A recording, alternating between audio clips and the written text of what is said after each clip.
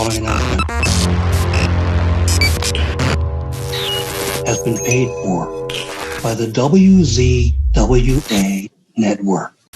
Ladies and gentlemen, Ladies welcome and to the gentlemen, what the fuck is going on? We are the WZWA Network. This is our review of Jim Crockett Promotions. Ric Flair's last match. What a fucking crazy show it was. I'm Jooseyboy, Billy Cheddarcock. This is Karlifornia. Wow, what an event we saw. So What are you looking at me like that? Is this what's happening now? You're trying to take the outro for now. You're trying to take the intro. What? Do you want to host the show? Do you want to host the show? I think I'm doing it, bitch. I'm doing You it. son of a bitch. You son of a bitch. What are you going to do about it? I'm all the way over here. You going to get in your car? Yeah, I could. I haven't been drinking, so I could come over right now. Mom, just... What's your mom going to do? I'm dubbing on you. I'd actually probably be more scared of your mum than you, to be honest with you. Yeah, that's a fair call. That's reasonable. All right, so Ric Flair's last match. Yeah, bro. Fuck Interesting fucking show, dude. All right, I did not watch the pre-show. I didn't think you would. I was baked out of my brain. All right, well, that's helpful. Somewhere. So, yeah, no, so I thought I'd throw that out there just to, got to keep everyone in the loop. All right, go ahead, pre-show. Yes, I did watch the pre-show. Not unfortunately. No, you said it. No, it was okay. It's just like I wish I skipped a lot more of it because a lot of the videos that played ended up playing on the main show anyway. But anyway, nice to see David Crockett there, Tony. Oh, I loved him. We'll get to it. Yeah. And then, of course, when they threw to the Spanish commentators, very nice to see Hugo Savinovich and Carlos Cabrera back together again. Yeah. So they bring out Ian Riccaboni. That's his name, right? From Ian Riccaboni, yes. Yeah, he's brought out because we're going to be watching two wrestlers representing New Japan Pro Wrestling. Fuck yeah, that's sick. Yeah. Yeah, man. Yuya, oh god. Yuya Uemura versus Ren Narita. It was okay. It was kept nice and short, and Narita got the win with a bridging belly to belly, which is actually quite fantastic. But I guess they wanted representation for New Japan on the show, so that's nice. I'd have to give it -2 stars. I mean, there was not even any kind of neck injury involved in it. No, go ahead. I know we're limited time tonight, guys. I mean, it was a Japanese wrestlers having a match that didn't go longer than 40 minutes. Let's stay on track. Ric Flair was supposed to come out for one last promo, but nope, it was Jay Lethal. He came out, he did a little bit of a Ric Flair impression, then stopped, went all cold on Tony, and then Karen Jarrett also said a few words, and woo, damn, she's still looking good, bro. Al Snow and Santino in the crowd, very nice. Then they showed Frank the Clown. Fuck him. I hate Frank the Clown. I hate him. Nobody wants you. Nobody wants you in the business, Frank. Nobody wants you around it. All right, let's move on. No, I'm sure he is actually He's probably a really nice guy, but like a really nice young man. I would like to remove that makeup with a fucking blade. That's what I would like to do. All right, let's keep going. Dave Prazak joined commentary like he did later on, but then Frank the Clown grabbed the fucking microphone. He started ripping apart Ric Flair. Then out came Jacob Fatu. And then Frank managed to... What was that? What was that in the background? I don't know. It looked like a cat, maybe, or something. Something fell. Anyway. You think there's just a cat somewhere in my... Fuck it. Keep going. Frank powdered, right? He powdered to the outside, and then Mick Foley appeared. Grabbed Frank the Clown and threw him back in the ring, and then Frank the Clown got fuckholed by Jacob Fatu. So, and then the last note I wrote was nice. Yeah. Yeah, so a bunch of videos, Dixie, Nick Aldis, JBL, Trish Stratus, Kurt Angle. Well, I love Rick, Flary boy. He's a legend. And, It's his last match, and then Cody as well. And then we got a Bunkhouse Battle Royal. So I did not go online and double check who was all in this match, but I know Crowbar was in it. Crimson was there. Anthony Mayweather, I think that he goes by at the moment. Cal Hero, Gringo Loco, Ricky Shane Page, Wolfie D, Effie, Mance Warner, Joey Janela, Blake Christian, Sin Bodie, the former Kazani, James Storm, Bully Ray. And I'm sure there are others in this match too, but that's all I bothered to write down. So the match started. Nick Gage's theme hit. And then he yelled into a microphone, "Where's my gang at?" And GCW invaded the Battle Royal. So about 6 or 7 of them ran in. Yeah, sounds shit, to be honest. Anyway, Bully Ray ended up getting down to the final 2 with Mance Warner, and Mance Warner won. The only real highlight of this was Bully Ray telling Effie to get a table and then fucking throwing Effie out the ring. Get the fuck out of here, Effie. Yeah. You're so annoying. Like, we get it. You're gay. We get it. Just everything you have to be.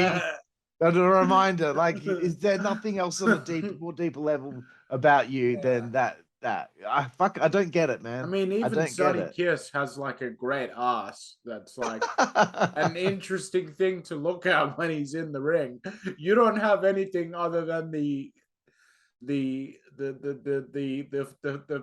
zhuzh. I need a little bit more than just pure zhuzh at the moment. Because I'll tell you this. Carson Kressley has everything that you don't, and you'll never be him. And if you want to succeed in this business, you are going to need more Effie, okay? It's enough. It's enough, all right? So yeah, more shit, more videos, a lot of videos. It was the most fun part was Mick Foley in the crowd on the microphone. Managed to get in a dig on Al Snow, who was there as well. It made fun of Tony about the butts in seats comment from many years ago. That's the end of the pre-show. Let's move forward. First match, Jooseyboy, I'm throwing it your way. Motor City Machine Guns against the American Wolves. Yeah, well, dream match. What did you think? Yeah, so this would have been a dream match had it taken place 10 years ago. Big fan of both of these teams, but let's face it, it was a talking point throughout the match that these guys have gotten older. Big shout out to Davey Richards. In 2010, when I was at the height of my fandom of him, I knew that he was a licensed EMT and a licensed firefighter. Since that time, as we found out on this show, fucking that motherfucker has become a doctor. Like, Davey Richards is a doctor. And I think they said Alex Shelley is an orthopedic therapist or whatever. So kudos to them. I liked the touches of mentioning that, some of these people have other careers or, they've moved past the peak of their wrestling days. I thought that was a nice touch by the commentary.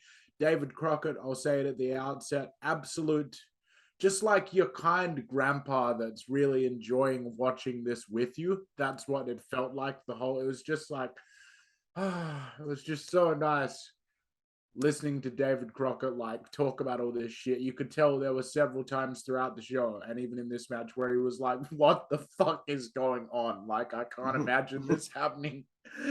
I can imagine someone Dusty losing his mind, if some of this shit was happening. As for the match itself, I felt like, yes, these guys are all consummate pros, but you could really tell that they don't wrestle full time anymore, and everything did just feel a little off. I thought it was a decent match. I'd probably give it a C-. I was let down a little bit by it. I really think these guys could have used a warm-up match before this show to kind of iron out any kinks, because a little bit rough around the edges. Right. Fair enough. I didn't really get into this match at all. It wasn't bad, but it just wasn't necessarily interesting to me. And I felt that the choreography was too clear. It was too It never obvious. see back in their heyday, man. It used to always look fluid. It would happen too fast for you to realize that it looked a bit far-fetched. But because they've all slowed down a bit, it still looks good. They're still executing it, but it's like it doesn't quite have that. Yeah, I could feel the cooperation going on. Yeah. So yeah, Motor City get the win. I just felt like it wasn't the dream match it was hyped to be, but it was okay to start the show with it. Let's move forward. This was an interesting one. Davey Boy Smith Jr. taking on Killer Kross with Okay. hubba. All right. Easy, big boy. I can smell that vinegar boiling up inside you, brother. You know what I'm saying? Oh, good Lord. Okay. So as Carl is trying to say, it was Davey Boy Smith Jr. versus Killer Kross with Scarlett at ringside. I'm actually going to take this one away again because this was one of the ones I was looking forward to, and I have to say it let me down. I felt like this was only just kicking into second gear when they finished the match. This, I feel like, deserved a bit more time. I think you could have scrubbed the Four Corners match from the show entirely, quite frankly, and given a little bit more time to this match because I feel like it deserved better. I'm gonna have to unfortunately give it a C minus at this moment in time. At the end of this second match, I was kind of worried because it's nothing to do with the guys, but I just felt like this match here between Davey Boy Jr. and Killer Kross, I felt like this was a letdown because they just didn't give enough time. That's all there is to it. Yeah, bro. I was kind of surprised. I've seen a lot of Davey Boy Jr. Especially with the NWA recently. I don't know how many Killer Kross or Karrion Kross matches I've seen in my time. Less than 5. Probably less than 3. So I was interested to see what we were going to get with this contest. So I thought to myself, this is difficult to pick who's going to win. I did not like the part where they kept on getting up and hitting each other with a back suplex.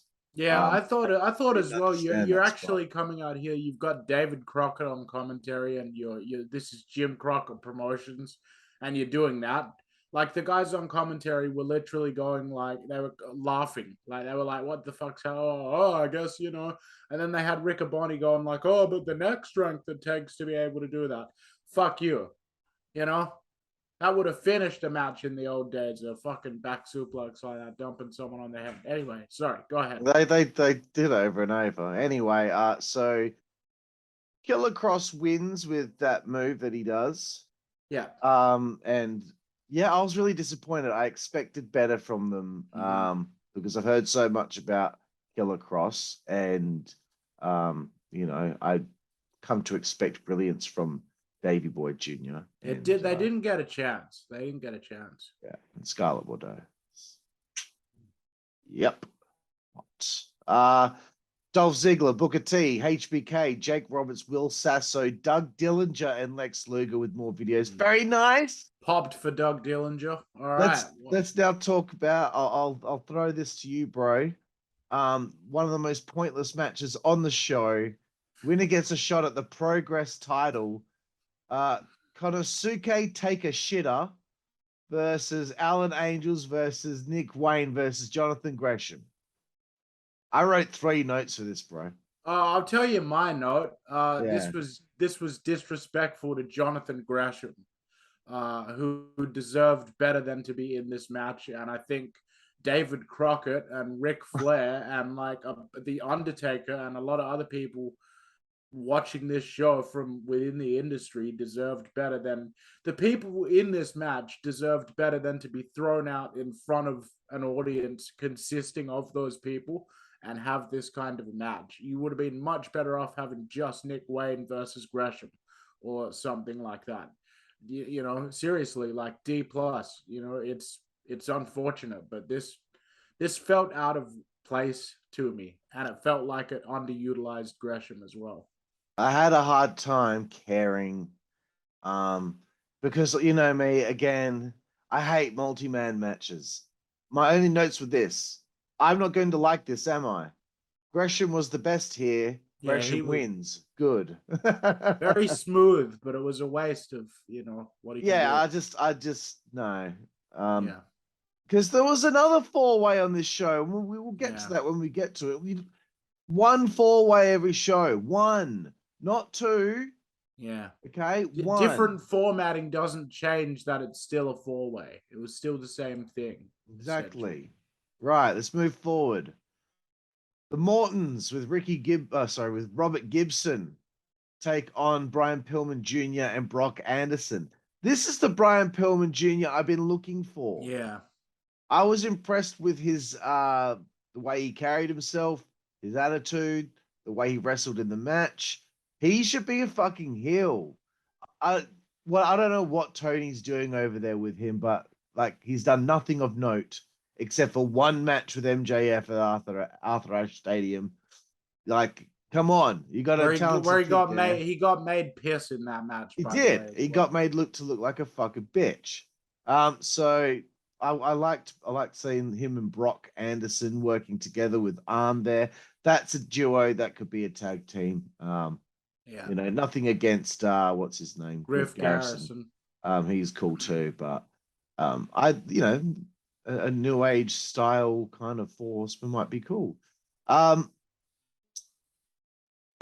had to, this was the match where I paused it because I had to take a 20-minute nap. I've had a long few days, so I had to have a nap. But when I came back, good to see that Brock got the pin on Ricky Morton. It wasn't the best match, but it was fine. What did you think? Yeah, I'd have to say the same. I think that the fact that this was Sons of Legends and had the legends at ringside, that really elevated this for me. I'm gonna give it a C plus. I really enjoyed it. I would like to see more from all four people involved in this match, and I would like to see Brock Anderson and Brian Pillman Jr. as vicious heels. Like that is what I would like to see. And I want to give kudos to Kerry Morton. And I also want to shout out my boy, my man, Ricky Morton, for still, after all these years, being my homie and always just making me root for him whenever I see him wrestle. So, respect. Very good, bro. Very good. Next is the AAA four-way. Oh. Bandido, Black Taurus, Laredo Kid, and Ray Fenix. Before I throw it to you, my first note was, fuck man, sorry to be an asshole, but who booked this? I on paper the card didn't look that bad. But then I don't know. I just think that there could have been some other matches booked on this show other than some of the matches we got. So take it away, bro. What did you think of the four-way lucha match? You know what, man? I gotta say this. I groaned when it started. But by the end of it, I had really enjoyed it. And I'll tell you why. Because I think Black Taurus is tremendous. I think that Bandido is fucking tremendous. I now see why he was made ROH World Champion. The guy is just so smooth. I thought everyone involved in this match, even though they did a lot of Lucha Libre stuff, it was made clear that it was a Lucha Libre match and that these guys had storied careers in Lucha Libre, and the commentary team sort of framed it as, hey, these guys are here representing this style on this historic card. So I really liked it. And honestly, even though you could tell that David Crockett and Tony sort of thought that there were a few silly things here and there, I think a lot of their chuckling and laughing, I actually think they were really just getting into it. I really liked that about David Crockett on commentary, is that you could see that he was just happy that this was happening and that you could hear it in his voice that he was just excited and really just having a fun time. And that their enjoyment of this four-way lucha match it was infectious. It made me enjoy it more. I think Black Taurus was the star for me. I'm going to give this my first B rating for this card. This is getting a B minus. I really thought that this helped really kind of get me into the show. in particular. Very nice, bro. I thought Taurus and Bandido were the most impressive in this one. Yeah. There were a couple of dive spots to the outside that started to get me annoyed because they were just standing there. Was it that vertical corkscrew that Laredo kid did? There was a couple of them that like they were standing there a long time waiting for him to jump. So like that's just a real pet peeve of mine. There was a fight forever chant. And I wrote fuck off with the fight forever chant when you don't mean it. Like maybe sometimes you mean it when you see fucking whoever, like Kenny Omega against fucking Hangman Page or whatever. You kind of fans. But you didn't want this one to go forever. What you really wanted Bandido, Black Taurus, Laredo Kid, and Ray Phoenix to go forever. I don't fucking think so. Yeah, man. Fucking irritating. I think everyone probably would have died. Like that, you'd need food and water surely at some point. Control of their bowels. They'd sort of surely get oxygen deprivation, hypoxia. Anyway, let's move on here. What was next, bro? Ray Phoenix. Sorry, my last last comment was Ray Phoenix winning. I knew he was going to win, and you know why I know? You know why I know? Because I bet Tony Khan only let him work the show if he picked up the win. I'm just making something up there to get Tony. I just made something up. I just lied. Welcome to the humiliating world of professional wrestling journalism. Okay, bro. Up next, Impact World Championship, the walking weapon. Yeah, Josh Alexander against Jacob Fatu. I was excited for this because I thought to myself, Josh could hopefully showcase how great he is. Fatu, this is the first time I'm seeing him wrestle. So I was very impressed with his ability and to see him hit that corkscrew moonsault. Some of the stuff that he can do is fantastic for a man his size. But I was disappointed. They're wrestling their asses off and the crowd were barely reacting. I just was like, maybe you burned him out of that lucha match. I don't know. But great powerbomb backbreaker. Fatu with that moonsault. I thought that this was the match of the show so far. And of course, it's MLW versus Impact. We must have a fucking schmoz finish. So the major players attack. And then somehow it became about these two guys from different companies wrestling each other to the major players attacking. And then it became about DDP hitting a diamond cutter. I popped for it, so I loved it. Me too. I loved it. And I also like the fact that they played his proper theme song. That's excellent. What did you think of the walking weapon and Jacob Fatu? Yeah, honestly, I think this is only the second time I've seen Jacob Fatu wrestle. I was literally blown away by what I saw. Like, if you could have seen the way that I reacted to like that springboard moonsault that he did. Like where he like jumped up and then like dropped down so his legs sort of like backflipped him off of the top rope, like, and then later on he did that corkscrew off the top where he again ran up the ropes. Like my jaw was on the fucking floor. Like I thought he was amazing. And Josh Alexander is always a favorite of mine. I agree with you. This was my match of the night. It may still be. I haven't really fully processed that yet, which my favorite is. But yeah, I loved this match, and I'm going to go ahead and give this a B+. Nice. There's a Jarrett interview. Jarrett answers the door. And then Jerry Lawler shows up. I popped so hard, man. My sides were splitting. I was loving it so much. Like just a classic heel promo.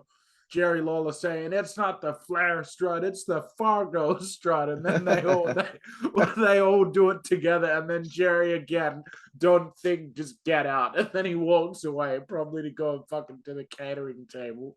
Like I popped so hard for it. I was like, this is territory style promo right here. Just the cameraman walks in and they just bully the interviewer until they're done with it. Fucking awesome. Up next, bro, the Von Erichs take on the Briscoes. What did you think? Well, obviously, we're big fans of the Briscoes. I'm a big fan of the Von Erichs. I've seen them wrestle a few times, but they've been sort of in the business for a few years now, and I still don't quite think that they don't have that danger factor that the Briscoes do. And I don't feel, when I watch them wrestle, I don't necessarily feel that same fire that their dad had in the ring. I think that that's just due to the fact that they don't work full time as pro wrestlers. And even though I normally love Ross and Marshall, and I thought they held their own just fine in this match, I think that the Briscoe brothers outshined them. I think that this was a case of, and the Briscoes maybe aren't really that team that can kind of pull a lesser team up to a great match. I'm not sure. I just felt like it definitely looked like the Von Erichs were outclassed as a team by the Briscoes, and it didn't really work for me, although I like the fact that it was a gritty and it felt like a fight. So I'm probably only going to be able to give it a D+. You know, I don't like being nitpicky, but this just didn't. Night, Mom.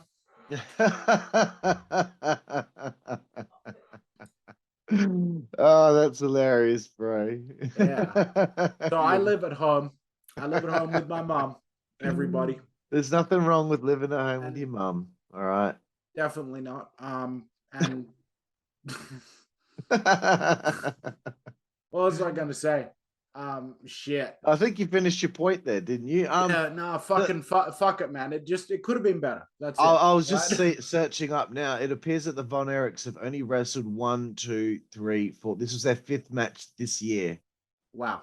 So I don't know what's going on with them, but get it together, boys. You're in good shape, clearly. But where's Lacey? Where's Lacey? I want Lacey to come out with them. That'll put some more eyeballs on them, that's for sure. Hubba. Okay. Yeah. Briscoes kill it. They just killed it. And also I wanted to say the standing moonsault means nothing now, by the way. And actually, you know what? It never meant much to me in the first place. So it's just really a splash where you risk breaking your neck, isn't it? Like really? Does it really have that much impact? Yeah. I mean, how much extra momentum is it going to be you actually expending most of your energy while you're in the air so that you can execute the rotation? Like you might as well just do a vertical, just do a splash. Like do a splash. Or just fucking knee them in the fucking head. Yeah. I don't know. How about you fucking kick some fucking backflip splash onto like fucking hell, man. Like just go for a fucking pin. Yeah, bitch ass. Bitch ass. Yeah, the right team won. Thank you. Moving forward. Deonna. Rachael Ellering and Jordynne Grace. 3-way for the Imapct women's title. We know the belt's not changing hands. But Rachael Ellering really wants us all out there to support women's sport. Do you support women's sports, bro?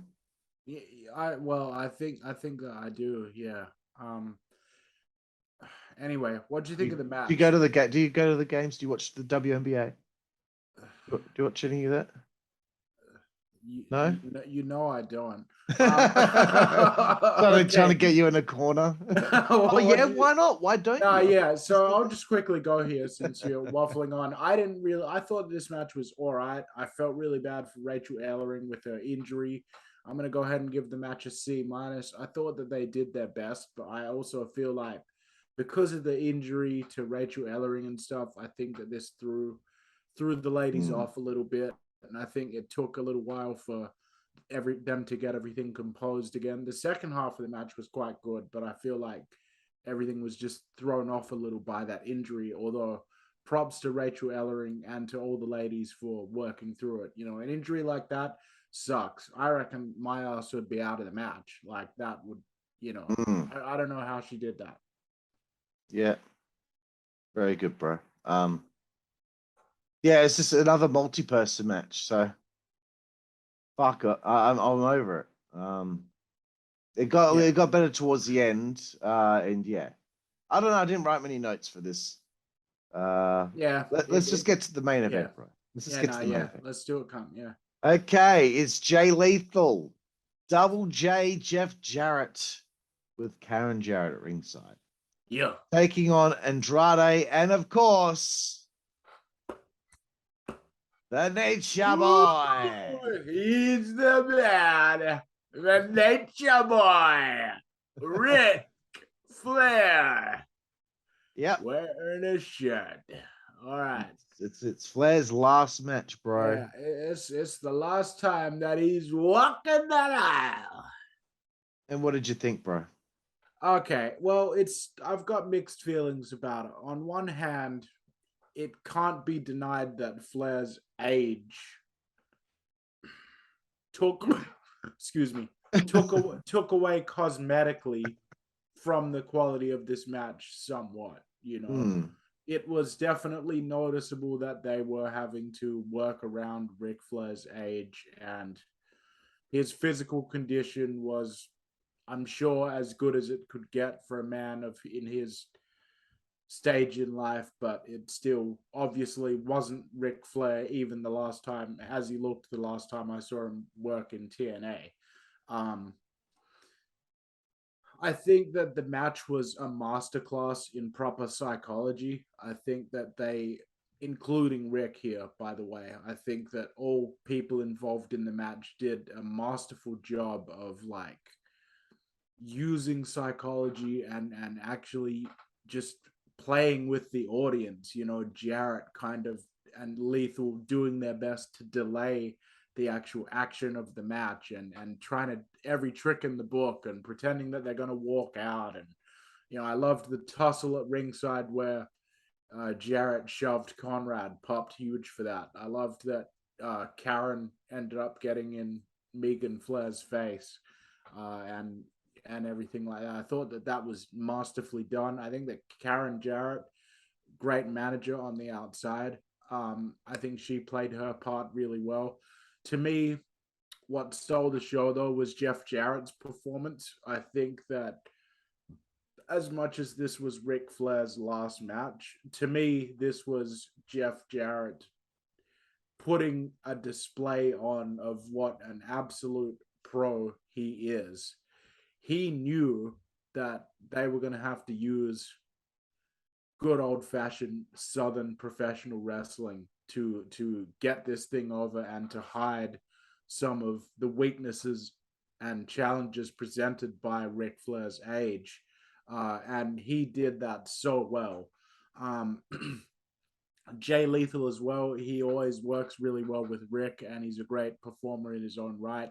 I actually really enjoyed the way that they built this up as far as the angle, because I was convinced that Flair and Lethal actually had a falling out legitimately before I saw that Lethal was in the match. Like, Flair did a good job on his podcast of actually making it seem like the same way that he spoke about his falling out with Mark Madden. He used that same tone discussing this falling out with Jay Lethal, and I bought into it. So I love the fact that it hooked me. I think that there was definitely heat to the match, even if physically speaking, it left a little bit to be desired. There was some wonkiness here and there. I really felt like Andrade seemed like he was just full of piss and vinegar to do as well as he could, but they barely gave him any time in the ring. I kept on just saying, why the fuck aren't you just giving 10 minutes of this to Jay Lethal and Andrade to just go in there and work a little bit? Just to give the match a little bit more punch, especially in the middle. So I definitely have mixed feelings about it. By the end, my overall feeling about it was a positive one, because you could tell it meant so much to Rick. It was nice that Taker and Foley and Bret Hart were there in the audience, and he had the family there supporting him. And I was, I really enjoyed seeing like a Jim Crockett promotion show happen. And I enjoyed the old school feel of the entire main event presentation.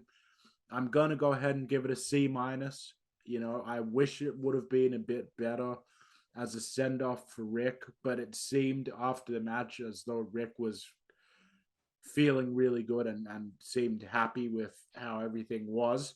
So as long as he felt happy about it, then that's great. But yeah, I mean, I don't think that it's going to be remembered as his retirement match, you know, in the same way that the match against Shawn Michaels will be thought of. Mm. Yes, well, he's in his 70s.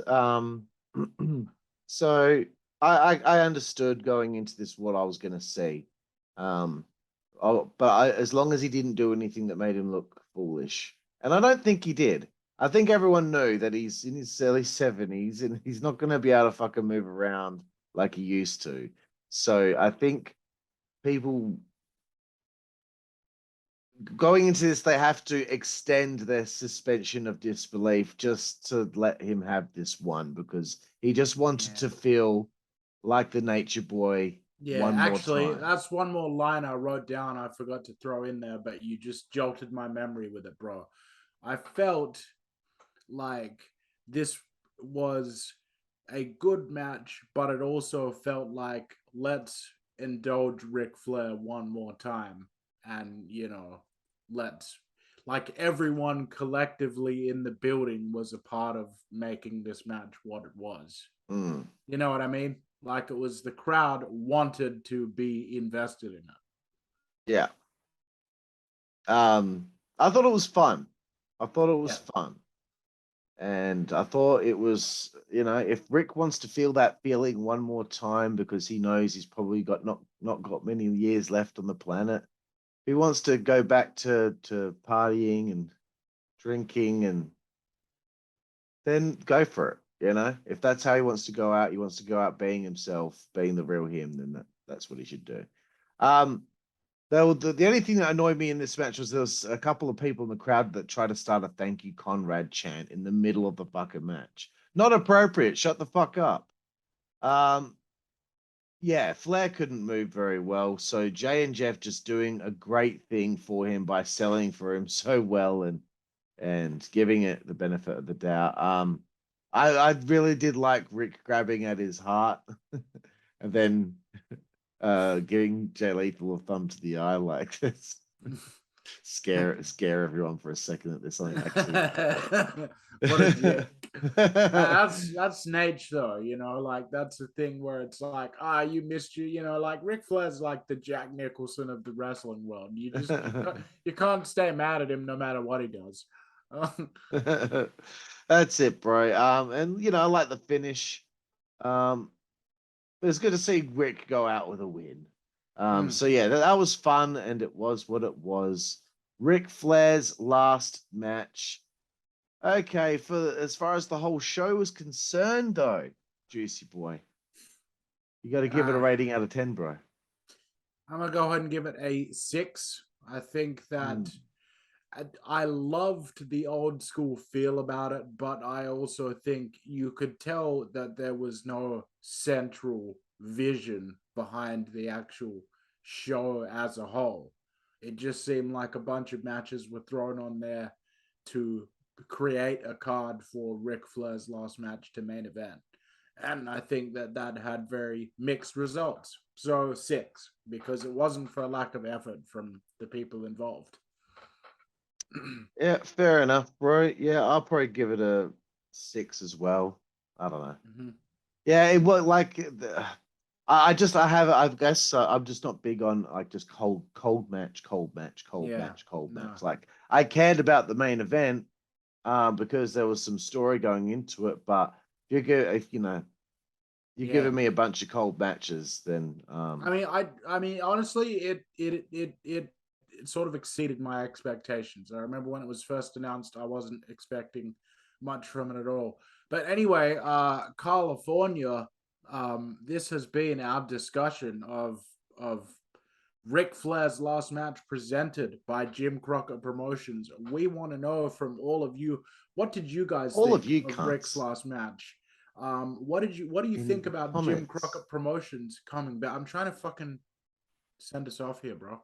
Oh, so you're going to give me a hard time for interrupting you. Show a little respect, please. Every answer you gave, I let you go all the way until you're done. Every answer I gave, you interrupted at least 2 or 3 times. Yeah, no, I forgot. Yeah, no.